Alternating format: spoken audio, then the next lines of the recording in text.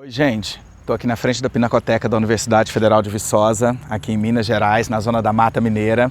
Eu participei de um edital o ano passado e esse trabalho meu foi selecionado. Eu vou falar um pouquinho para vocês sobre esse trabalho, criar os links entre o curso de alfabetização visual, de coisas que são pertinentes saber.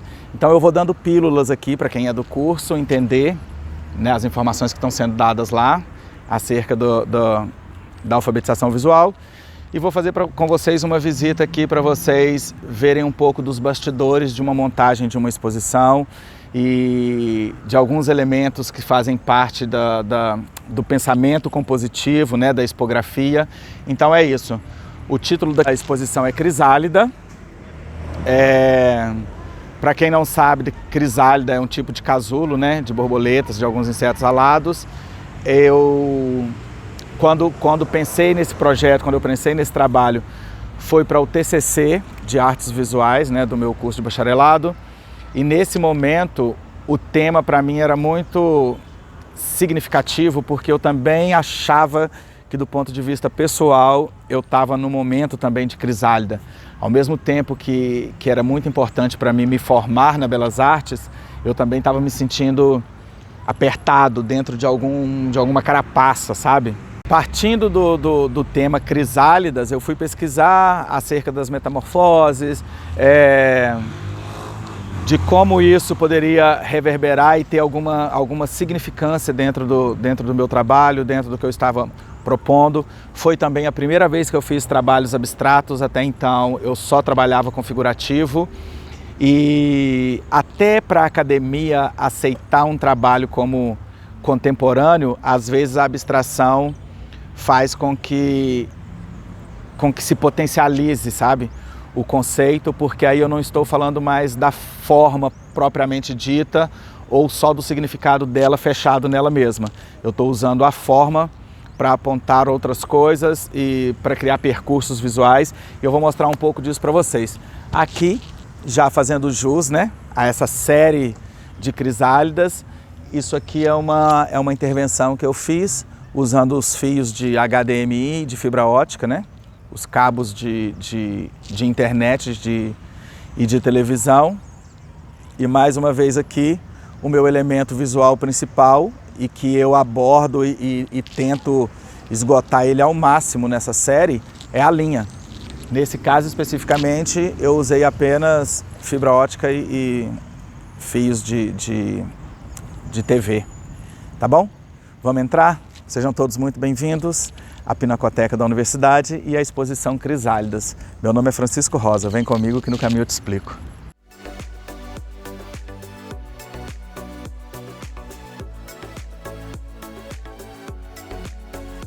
Aqui, pessoal, olha, é a sede da Pinacoteca. Ela foi inaugurada nesse espaço em 1988 pelo reitor Geraldo Martins Chaves. Venham todos.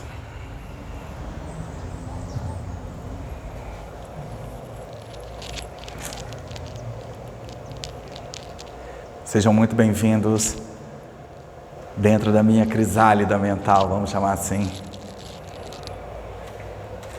Bom, gente, aqui a gente já está dentro de um espaço expositivo.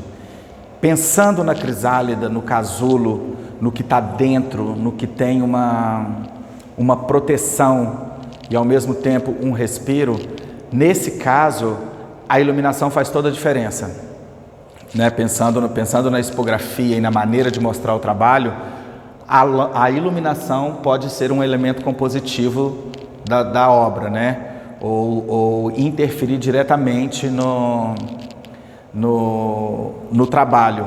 Nesse caso, por exemplo, a ideia era criar uma ambiência que deixasse uma sensação de magia, de lúdico e de um universo paralelo, né? A gente estava ali do lado de fora e assim que entrou aqui, a gente parece que passou por um portal. Isso aqui é um espaço aonde eu gostaria e pretendia, quando escolhi essa iluminação e essa forma de apresentar, que as pessoas tivessem uma experiência imagética e sensorial além só da contemplação. É uma experiência onde a pessoa vivencia o espaço também.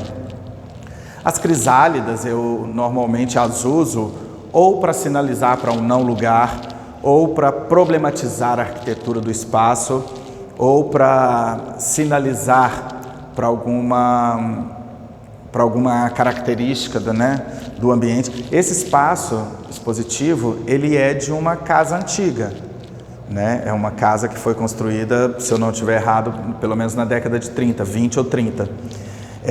Então, assim, tem uma poluição visual que não é do cubo branco. Poluição visual que eu estou falando é no melhor sentido, porque existem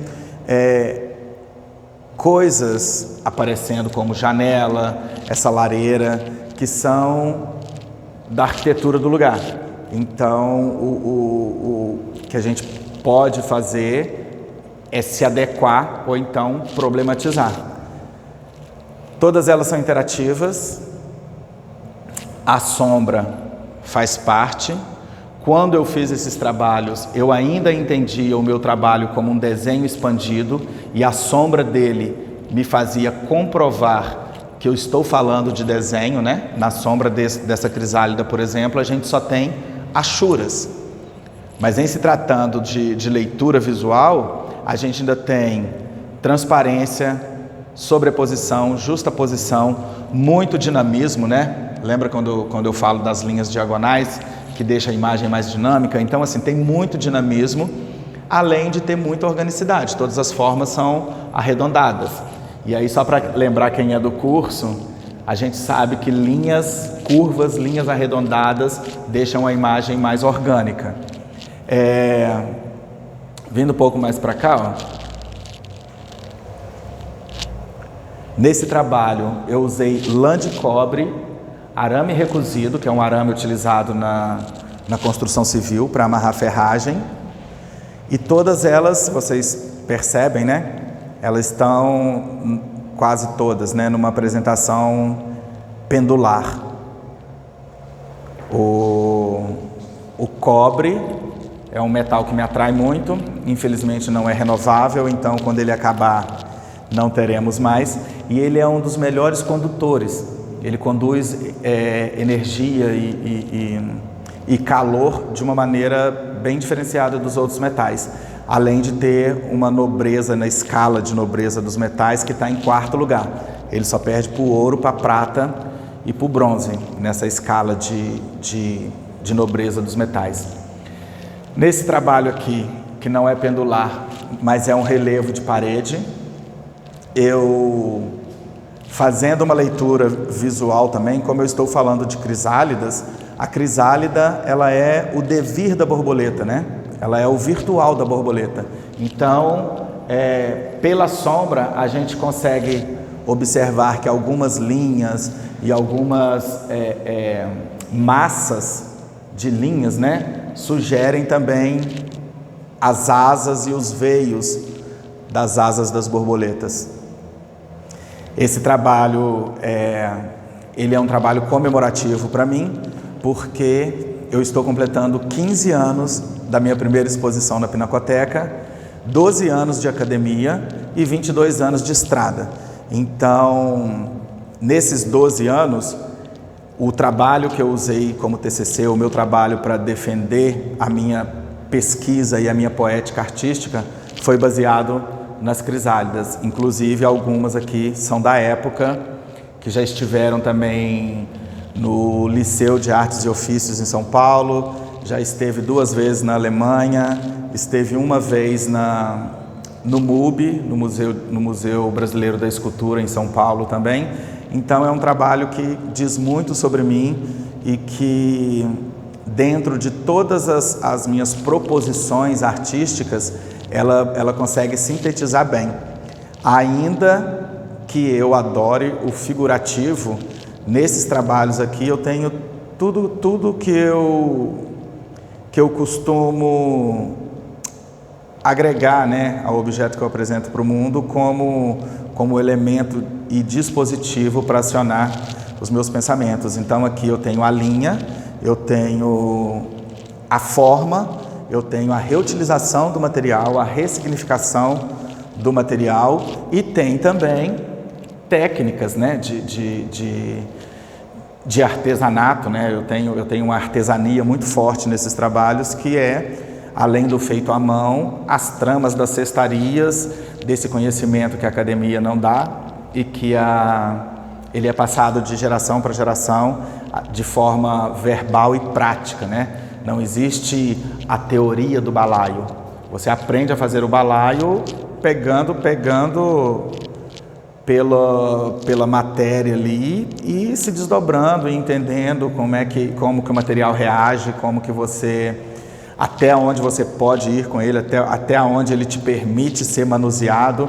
E tudo isso são características de uma artesania, né, da minha vivência, né, no interior de Minas Gerais, que eu trago para esses trabalhos, mas de uma forma mais contemporânea e antenada aí, né, aos conceitos dessa arte do pós-moderno, que a gente chama de contemporâneo e que a gente está experimentando agora nos anos 22 desse século. Bom, aqui mais uma vez, né, eu procurei dar uma dramaticidade para os trabalhos, utilizando a luz e o reflexo do trabalho na parede. Ele cria uma outra possibilidade de fruição, né, com o espectador, uma outra possibilidade de leitura. Ao mesmo tempo é interativo, já que estamos nos 22, essa palavra ela é muitíssimo importante, né? A interação, ela não necessariamente, a interatividade não necessariamente é só virtual. A gente interage o tempo inteiro com tudo. E com esses trabalhos é realmente a proposta que ele seja tátil, que ele seja manuseado, e o observador, nesse caso, ele é um interator da obra, porque quando ele mexe na peça e a forma se modifica, ele também é coautor do trabalho, ele também está acrescentando uma nova forma, né, a essa figura, a esse objeto. Esse trabalho aqui é feito com arame galvanizado, é um arame que não oxida.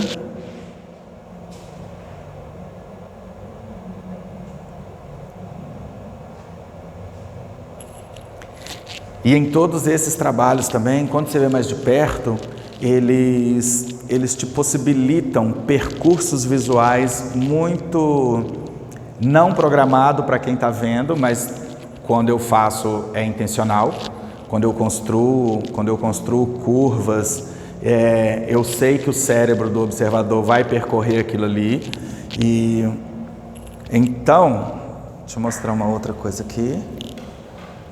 Como a gente está falando, né, sobre montagem, sobre adequando ao espaço aquele trabalho lá do fundo, com as linhas mais volumosas e grossas. Ele é um trabalho feito com conduíte de ar-condicionado. Vou pegar uma luz melhor aqui para vocês acessarem o trabalho. E aí, para quem não me segue ainda, eu estou no YouTube. Vamos, o Francisco Rosa, dar uma olhada nesse trabalho, ó.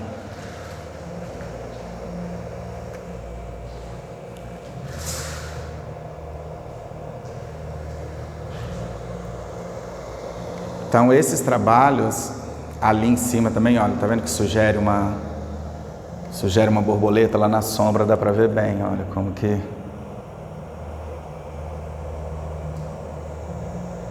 né, sugere uma asa, sugere uma...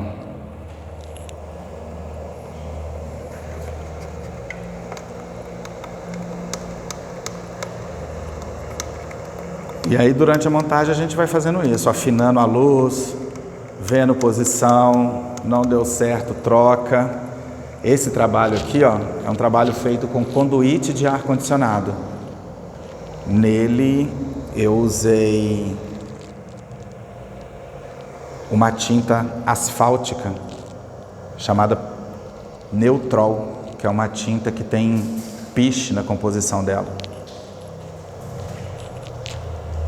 E aí criou-se essa forma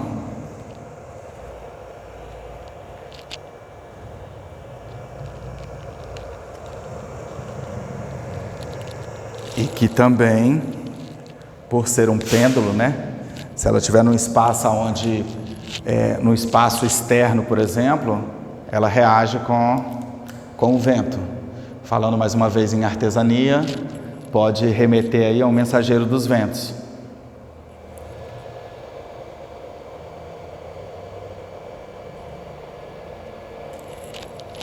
E aí, pessoal, assim que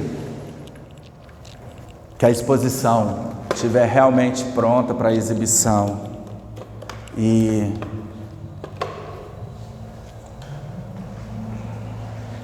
olha, quando a sombra é projetada no teto já muda tudo, ó. Só coloquei o holofote aqui sem querer e já apareceu uma outra forma lá. Estão vendo como que...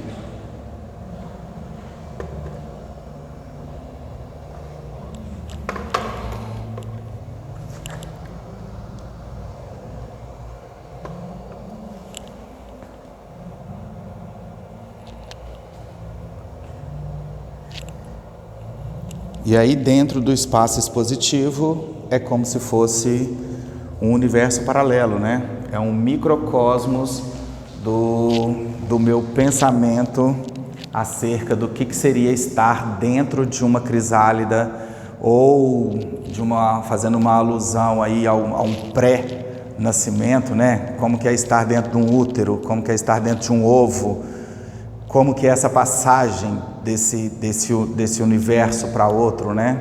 Que normalmente vem carregado de dor ou existe um sofrimento para essa passagem do útero para a terra, do casulo para a borboleta, do ovo para o pintinho, né? Então, basicamente é isso. Deixa eu ver se eu acendo essa outra luz aqui.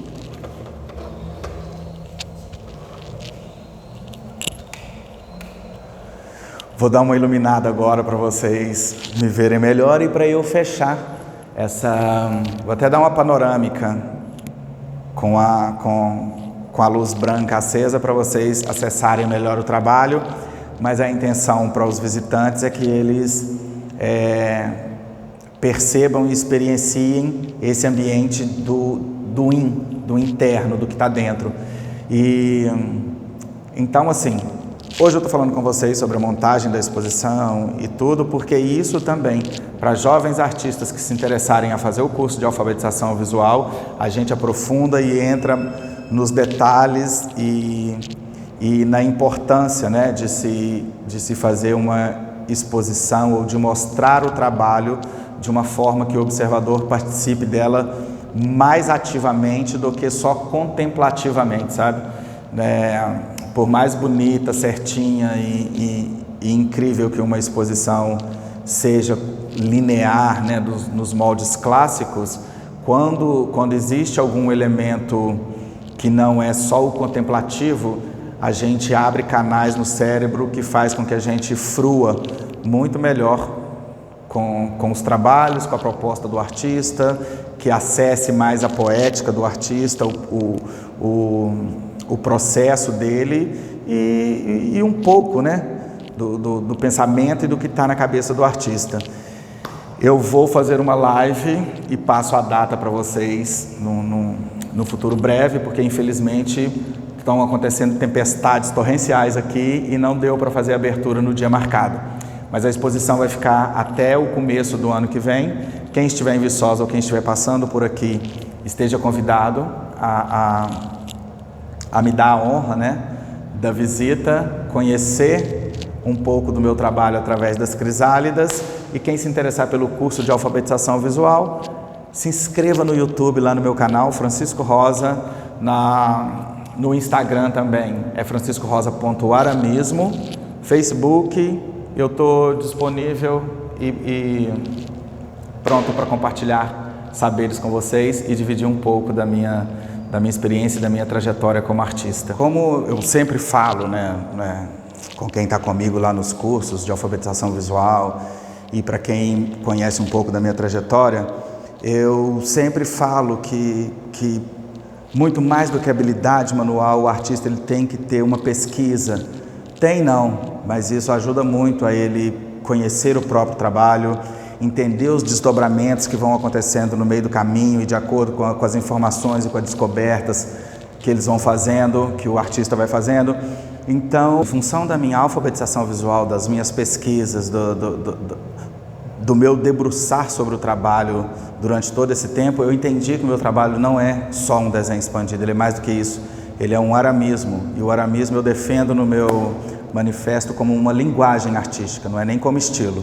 É uma linguagem que quem não conhece, eu tenho uma página também no Facebook só de aramismo, um grupo, e quem quiser também eu disponibilizo o meu manifesto lá falando por que eu trato esse tipo de trabalho como aramismo, o fenômeno do arame, dos anos 80, começo dos anos 90 para cá, ele sendo assumido como material compositivo de primeira grandeza e não mais só como suporte para outros materiais como cerâmica, maquetes, enfim. O arame agora ele é o protagonista desses trabalhos e aí eu entendi que muito mais do que, ou não só uma escultura, não só um desenho expandido, mas dentro dessa intertextualidade, desse fluxo de linguagens em que ele permeia, eu defendo esse tipo de trabalho como o aramismo.